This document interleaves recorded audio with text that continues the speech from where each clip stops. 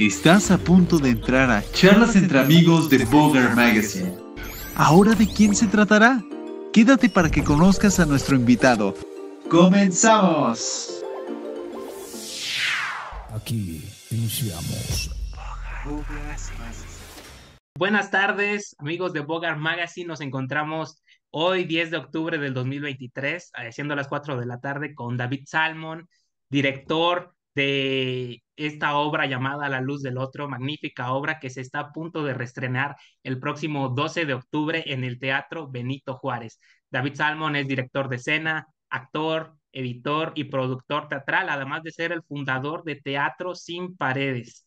Después de su presentación, pues te agradecemos muchísimo, David, por darnos esta oportunidad y por estar aquí con nosotros en este espacio que se denomina Entre Amigos, Amigas y Amigues para Bogart Magazine. ¿Cómo te encuentras, David? Muy bien, muchísimas gracias por la invitación. Al contrario, muchísimas gracias a ti por permitirnos darnos un poquito de tu tiempo. Pues para comenzar con esta entrevista, me gustaría comenzar desde lo particular, hablando de la obra La Luz del Otro. ¿Cuáles fueron las principales motivaciones filosóficas sobre todo, que te orillaron o te dieron la pauta para iniciar el argumento con esta historia que tiene tintes posapocalípticos? Sí, muchas gracias. El proyecto, digamos, empieza a surgir en nuestras cabezas durante la pandemia. A partir de esta curiosa sensación que experimentamos todos, obviamente, el aislamiento, el estar encerrados cada uno en nuestras casas sin poder tener un contacto directo, tangible, ¿no? Palpable con los demás seres humanos, pero que quizás tuvo una repercusión aún más fuerte en la gente de teatro, en la gente de las artes vivas que digamos, le da sentido a su existencia justamente por esa copresencia, ¿no? La gente de teatro somos seres de lo concreto, de lo tangible, de lo palpable, de la necesidad de estar frente a otro ser humano, ¿no? Para poder iniciar una conversación, un encuentro, ¿no? Y esta pandemia finalmente nos dio o quiso darnos a entender, a pesar de ella misma, de que finalmente era posible vivir sin esa copresencia, de que finalmente el mundo, no sé qué mundo, pero algún mundo podía seguir sin nosotros. ¿No? Y eso es aterrador, ¿no? De alguna forma, para la gente de las artes escénicas nos damos cuenta que, porque no éramos parte de las llamadas actividades primordiales, ¿no? Necesarias, obviamente. El arte nunca ha sido considerado como una primera necesidad y mucho menos en un tiempo como aquel. Entonces, a partir de ahí nos surgió la reflexión de qué sucede si desaparecemos, ¿no? Y entonces empezamos a dialogar esencialmente con Sergio López, ¿no? El dramaturgo, sobre la posibilidad de crear una obra en la que los dos últimos sobrevivientes de una catástrofe provocada por múltiples cosas que no dejaban de recordarnos efectivamente lo que también pasaba en la pandemia, ¿no? ¿Qué pasaría, ¿no? Si dos personas se encontraran siendo los últimos dos sobrevivientes? Seguiría teniendo sentido la existencia misma, la posibilidad de estar con el otro no, y muchas preguntas filosóficas que se fueron arrojando a partir de ahí. Claro, sí, claro, como mencionas, creo que la pandemia dejó muchísimas reflexiones a nivel mundial, ya que fue algo que afectó no solamente a una nación, sino que al mundo entero. Entonces fue un fenómeno que nos envolvió como sociedad. Entonces, en ese contexto de llevarlo un poquito más a otro nivel dentro de la obra, como un escenario apocalíptico, dirías que tiene como tema central ¿cómo decirlo?, al valor o a la característica de que el ser humano es social por naturaleza y es hasta entonces que se da cuenta de ello, hasta que se ve encerrado por este tipo de escenarios.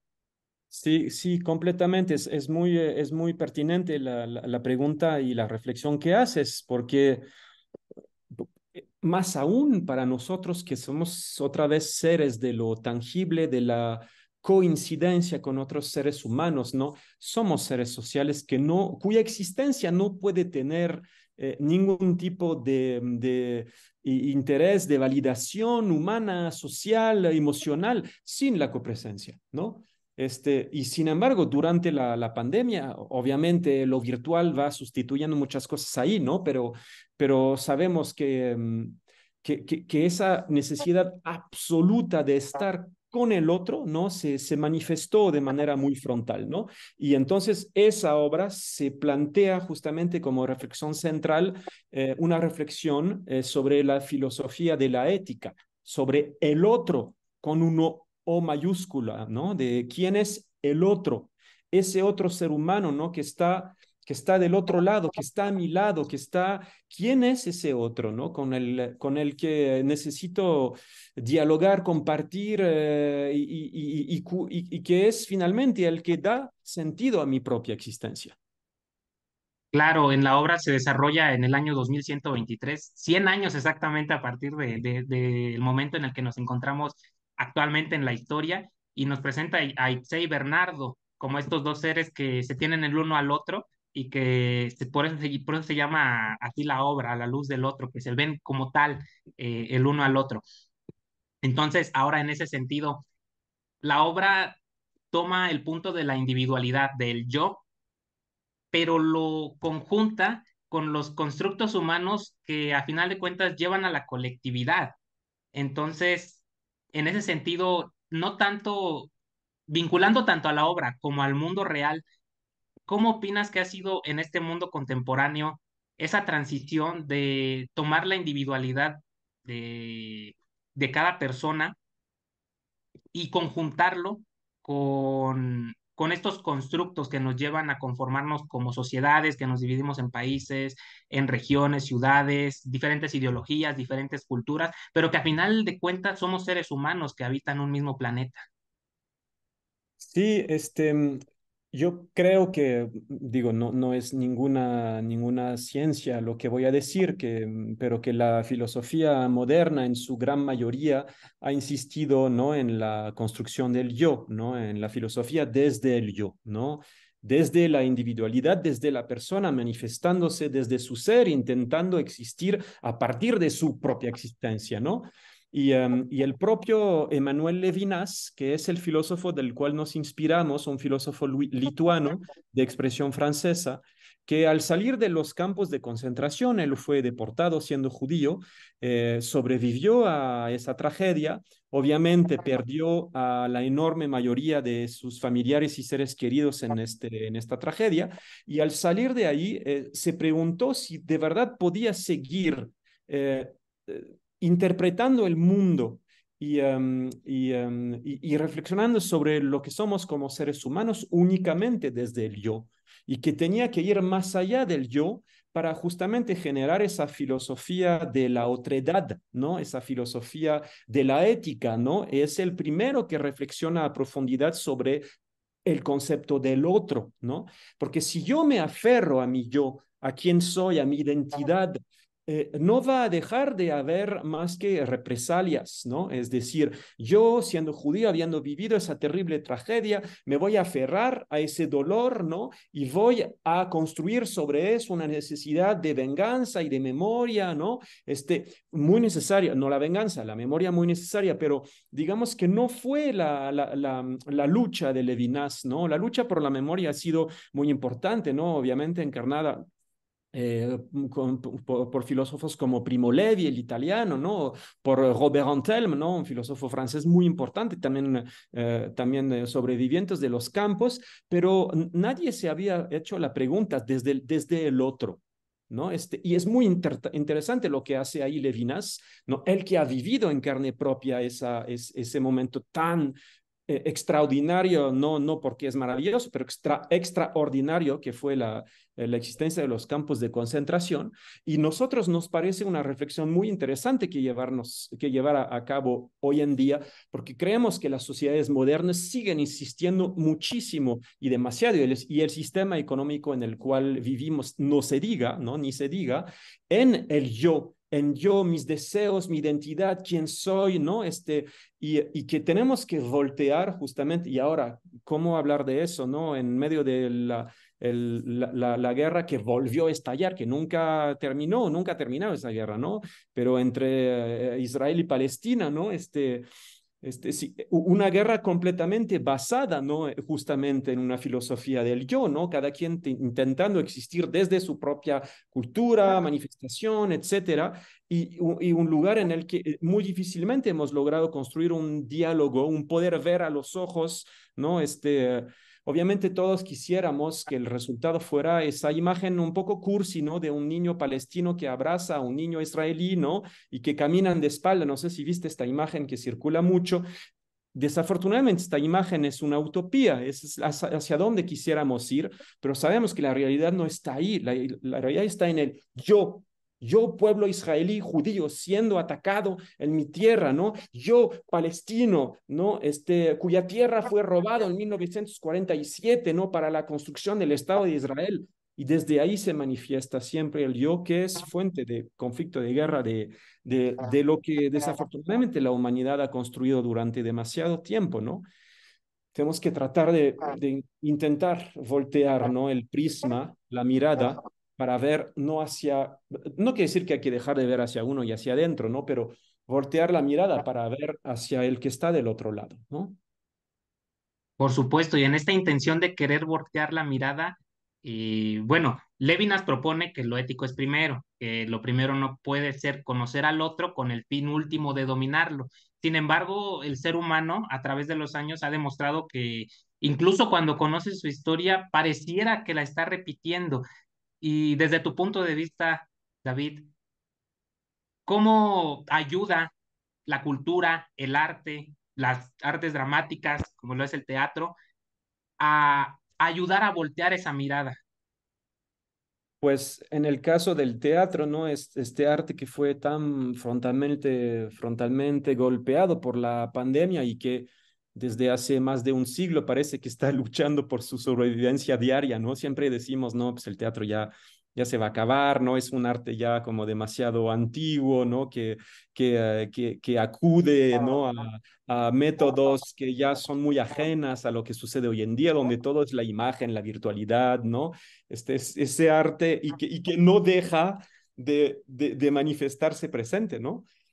Entonces, obviamente, para mí, para nosotros en Teatro Sin Paredes, el teatro es ese lugar donde tenemos que voltearnos a vernos, porque lo propio acto teatral es esto, ¿no? Son seres humanos que se voltean a ver, ¿no? Desde el escenario, desde la butaquería y viceversa, y viceversa. Entonces, las preguntas que nos hacemos en el espacio teatral tienen que ser los que nos reflejen como humanidad, ¿no? En toda nuestra complejidad, ¿no? Donde se arrojan preguntas esenciales sobre lo que somos como seres humanos, intentar comprendernos mejor con nuestros mecanismos de funcionamientos, ¿no? Éticos, morales, filosóficos, emocionales, dónde se ubica la violencia, ¿no? Donde, no sé, ¿no? Muchos elementos de reflexión que el teatro arroja, ¿no? Ahora sí, siempre desde con una propuesta que tiene al mismo tiempo que ser entretenida, divertida, donde la noción de placer y de belleza tienen que estar continuamente mezclado, porque pues el teatro no es un libro de texto ni una explicación sobre cómo funciona el mundo, ¿no? Sino más bien es como cuando se detiene la explicación y empezamos a discutir sobre lo mismo, ¿no? Desde la igualdad y tratando de ahí de desenmarañar ciertas cosas, ¿no? Esta me parece es una de las funciones esenciales del teatro. Y en esta obra es lo que intentamos hacer, ¿no? Con ese salto temporal hacia el 2123, pensando que estos 100 años de distancia que nos damos, en realidad estamos mucho más cerca de nuestro presente de lo que parece, ¿no? Porque creo que la pandemia nos ha demostrado, aunque parece que ya se nos olvidó, no sé, que el fin, no sé si el fin del mundo o el fin del mundo tal y como lo conocemos está mucho más cerca de lo que uno podría creer. y que por lo tanto es fundamental hacernos ciertas preguntas sobre las acciones que generamos como seres humanos, sobre nuestro medio ambiente, sobre nuestro entorno, sobre los demás seres humanos con los que convivimos, ¿no? Y porque la vida es un tesoro, ¿no? Y ese tesoro lo hemos estado dejando desmoronarse en nuestras manos y como si no tuviéramos acción posible en este desmoronamiento, ¿no? Y puede que lo tengamos o no la tengamos, no somos mesías que dicen, sí, hay que hacer eso para salvar al mundo. No estamos aquí para salvar al mundo, no es una película gringa, ellos sí lo hacen, ¿no? Sino para preguntarnos sobre el statu quo de las cosas actual y quizás, ¿no? Arrojarnos reflexiones sobre, no sé, siempre es difícil, no sé si hay ciertos elementos de respuesta en una problemática teatral, ¿no? O si simplemente hay preguntas que se arrojan, y el espectador se las lleva a casa y en su propia cotidianidad intenta aportar quizás ciertas respuestas que tienen que ver con las acciones que luego podrá generar, ¿no? Quizás a partir de lo que le habrá contagiado una experiencia teatral, ¿no? Y es curioso cómo la colectividad coexiste con la individualidad, ¿no? De cada uno, las sociedades están conformadas por muchísimos individuos que a final de cuentas conforman esto, una sociedad, pero está determinada por las acciones de cada uno de ellos y pueden influir a nivel como efecto dominó. Ahora, Por supuesto, sí.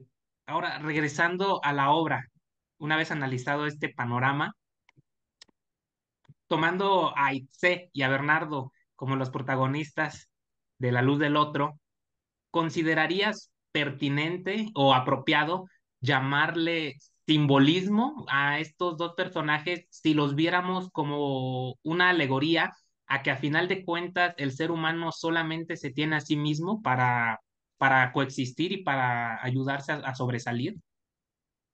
Por supuesto, todos los días es el fin del mundo. Todos los días soy el último. En cada momento, ¿no? Es decir, que en ese sentido, ¿no? El simbolismo está presente, ¿no? Todos los días, yo aquí en este escenario hablándote, soy el último, ¿no? Tú también que estás frente a mí, eres el último potencialmente, ¿no? Y entonces sí, hay mucho simbolismo en este sentido, ¿no?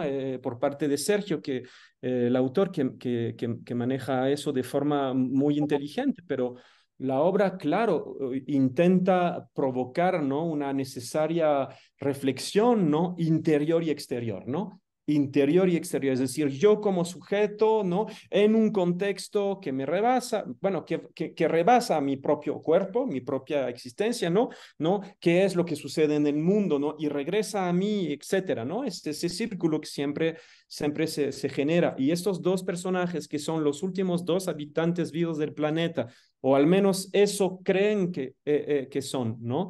Y se generan una necesaria reflexión que todos nosotros, últimos seres vivos del planeta, nos tendríamos que generar al mismo tiempo que ellos para tratar, quizás, no sé, de revertir el curso de lo que está sucediendo, aunque eso podría parecer demasiado mesiánico incluso un poco ingenuo, ¿no? Pero es evidente, como dices, que el efecto dominó está ahí, ¿no? Entonces, pero en ese sentido sí, es que en la filosofía la moral está siempre presente, pero no es una obra moralista en el sentido en el que le dijéramos al espectador, hey, ten cuidado, ¿eh? El planeta se está acabando, ¿eh? Checa donde tiras tu basura, ¿eh? Y el agua cuando te bañas, apágala cuando te estás jaboneando. Estaríamos en una propuesta totalmente moralista que no tiene sentido. Justamente es lo que los seres humanos ya creo que ya no quieren, no queremos, ¿no? Que nos regañen cuando vamos ahí, ¿no? Sino, porque no es un regaño, es una toma de conciencia común, colectiva, de un fenómeno que sucede.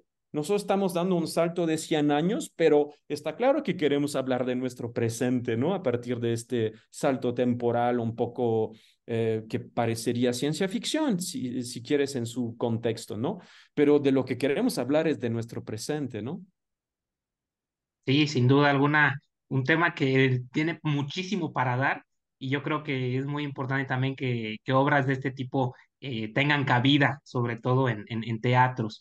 Finalmente, para terminar con la entrevista, con qué tres palabras definirías a la obra A la luz del otro?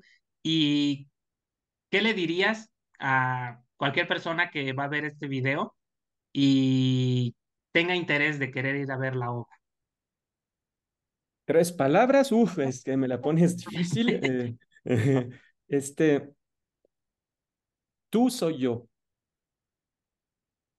este, yo eres tú, este, yo es el otro, ¿no? Creo que a partir de ahí, ¿no? Siempre esa reflexión, me pediste tres, ahí estaban las tres, bueno, Excelente. algunas me pasé.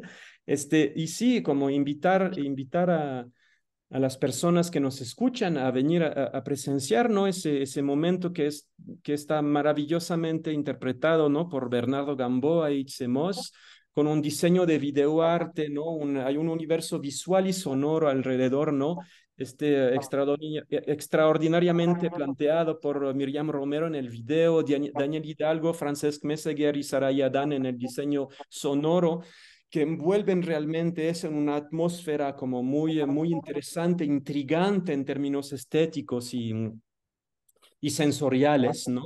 Y a compartir ese espacio de convivencia, porque es donde el teatro se manifiesta como una actividad absolutamente necesaria, ¿no?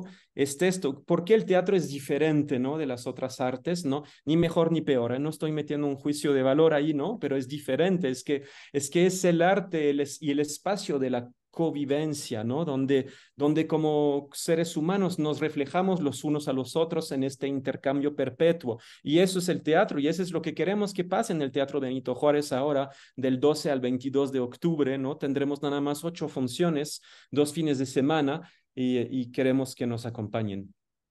Y el arte, a final de cuentas, es lo que nos recuerda lo que es ser humano, esas sensaciones y esas emociones que nos transmite siempre. No queda más que Bien. agradecerte infinitamente, David, por compartirnos este espacio, por brindarnos esta parte de tu tiempo. De verdad que Bogar Magazine te lo agradece infinitamente y te desea la mejor de las suertes y el mejor de los éxitos en este reestreno de La Luz del Otro. Al contrario, muchas gracias a ti por la invitación y a tu público y esperemos vernos allá en el Teatro Benito Juárez.